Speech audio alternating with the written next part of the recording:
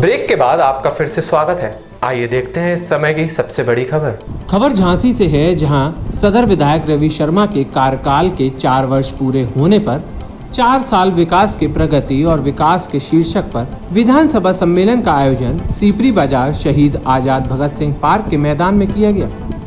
उक्त अवसर पर प्रकाशित अपने 4 साल के कार्यकाल में किए गए विकास कार्यों को समायोजित कर एक पुस्तक का प्रकाशन भी किया गया।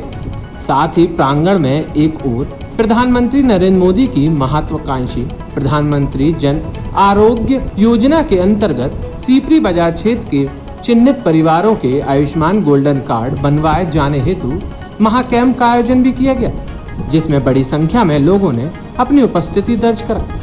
वहीं पुस्तक विमोचन के उपरांत विधायक रवि शर्मा ने कहा कि झांसी में पेयजल की प्रमुख समस्या का निवारण के लिए अमृत योजना के तहत विभिन्न स्थानों पर पानी की टंकियों का निर्माण तीव्र गति के साथ किया जा रहा है।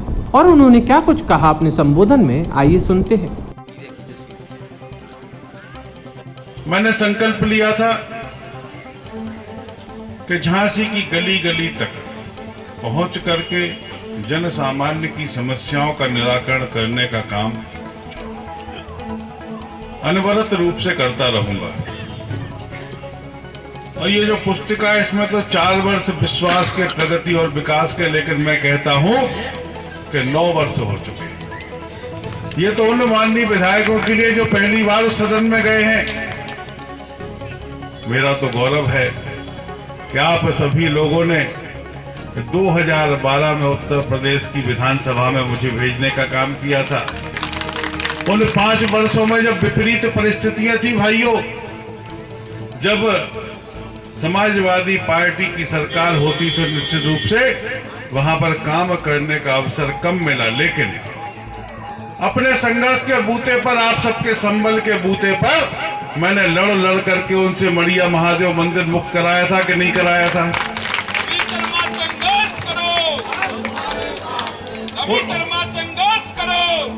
उन लोगों से मड़िया मंदिर खाली करवाया था जिनका वहां पर कब्जा था, हम सब समझते हैं। क्योंकि संघर्ष कभी व्यर्थ नहीं जाता, और जिसके साथ जनमानस खड़ा हो जाएगा ना, तो उसकी बात सरकार किसी की हो, सरकार को निश्चित रूप से सुननी पड़ेगी।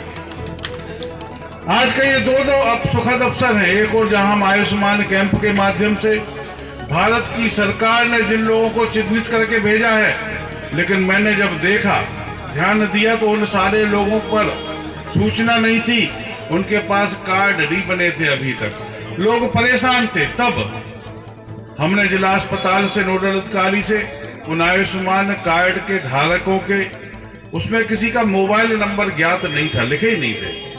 हमने वहां से मंगवा करके सूची को, और आयुष्मान उत्तर प्रदेश सरकार के मुखिया योगी आदित्यनाथ जी ने अपनी सरकार के 4 वर्ष पूरे किए। 4 वर्ष विश्वास के, प्रगति और विकास के। ऐसे इन 4 वर्षों में पूरे प्रदेश में जहां एक और अभूतपूर्व उन्नति की, हर दिशा में काम हुआ हो, वहीं दूसरी ओर माननीय मुख्यमंत्री जी की मंशा थी कि सभी सम्मानित विधायकगण अपने क्षेत्र में उनके द्वारा किए हुए 4 वर्षों में वो योजनाएं जो उन्होंने शासन के माध्यम से अपने क्षेत्र में लागू करवाई, उनकी भी चर्चा आज समाज में होनी चाहिए। तो उसी को लेकर के ये कार्यक्रम था। वहीं दूसरी ओर आयुष्मान भारत के वो पात्र लाभार्थी जिनका नाम तो सूची में तो है, लेकिन वो उन तक अभी कार्ड नहीं पहुंच पाया है या उन्होंने नहीं बनवाया, उनके लिए भी एक कैंप का आयोजन था।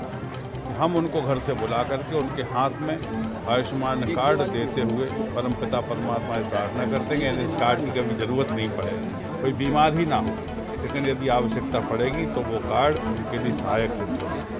जहाँ तक विकास के कार्यों की बात है, बिजली, पानी और सड़क, ये आम जनमानस से जुड़े हुए गंभीर विषय हैं। तो झांसी में 819 करोड़ रुपए की पेयजल योजना के माध्यम से हम लोगों ने एक क्षेत्र को तो संतृप्त कर दिया। वहाँ पर हम लोगों ने, जहाँ पर पूरा ड्राई था, लोग पानी के लिए दूर तक जाते थे अपनी साइकिल के कैरियर पर या कंधे पर रख करके कसेड़िया और बाल्टी, उन्हें हम लोगों ने वहाँ पर पानी पहुँचाने का काम कर दिया है। पूरे झांसी को 819 करोड़ रुपए की योजना से आने वाले समय में निश्चित रूप से हर घर तक आने वाले 30 वर्षों के लिए हम पेयजल का संकट समाप्त हो जाएगा। वहीं दूसरी ओर यदि आप हमारे एक बड़ा क्षेत्र है हमारे यहाँ का प्रेम नगर ऐसा क्षेत्र है जो रेलवे से निकलते हुए वहाँ के लोगों को जाना पड़ता था। उनके पास स्वयं की कोई सड़क नहीं थी। हमने उनके लिए एक नहर की पटरी से एक संपर्क मार्ग डामाडोल बनाते हुए प्रेम नगर को एक अलग से मार्ग देने का काम किया। हमने मड़िया महादेव मंदिर जो खाली हुआ था उसके जीर्णोद्धार के लिए सरकार से अलग से 50 लाख रुपए लागत के मंदिर का सुंदरीकरण कैसे उसकी चिंता की। लक्ष्मी तालाब का सुंदरीकरण, पानी वाली धर्मशाला का, क्योंकि हमारी वाटर बॉडी है। यदि हम इनको नहीं बचाएंगे, संरक्षित नहीं करेंगे तो निश्चित रूप से आने वाले समय में जो लोगों की शंका है कि पानी एक बड़ी लड़ाई का कारण बनेगा। लेकिन हम अपने पानी के स्रोतों को संरक्षित करने का काम झांसी में हम लोगों ने शुरू किया है। उसी क्रम में हमने लक्ष्मी ताल, पानी वाली धर्मशाला, आतिया ताल और छोटे छोटे पोखर और तालाब जो भू अभिलेखों में तालाब के रूप में दर्ज थे उनके बारे में हम लोगों ने काम शुरू किया है। निश्चित रूप से आने वाले समय में झांसी में जहां एक ओर विकास का पहिया बड़ी तेजी के साथ चला है, वहीं दूसरी ओर झांसी के जनमानस को कानून व्यवस्था सुदृढ़ देते हुए उत्तर प्रदेश की सरकार के मंशा के अनुसार हम लोगों ने काम किया है। आज मैं कह सकता हूं कि झांसी ये उत्तर प्रदेश का सबसे सुंदर शहर है मेरे भाई, और यहाँ पर सारी मूलभूत सुविधाएं उपलब्ध हैं। ये वो झांसी है, कहने को तो लखनऊ से जब किसी का तबादला झांसी होता है तो वो झांसी आना नहीं चाहता है, लेकिन जो एक बार इस शहर में आ गया, यहाँ के लोग इतने प्रेमी हैं तो वो अधिकारी यहाँ से फिर जाना नहीं चाहता है। मेरे सामने तमाम उदाहरण हैं कि लोग रेलवे में, फौज में, प्रशासन में नौकरी करने झांसी आए थे, लेकिन आज उनने अपना घर मकान यहीं पर बना लिया। ये वो झांसी है ना। तो इस झांसी में हम लोग विकास के रथ को और तेजी के साथ बढ़ाने में लगे हुए हैं। निश्चित रूप से हम इसमें सफल होंगे और माननीय मुख्यमंत्री जी के नेतृत्व में उत्तर प्रदेश इससे ज़्यादा गति से विकास।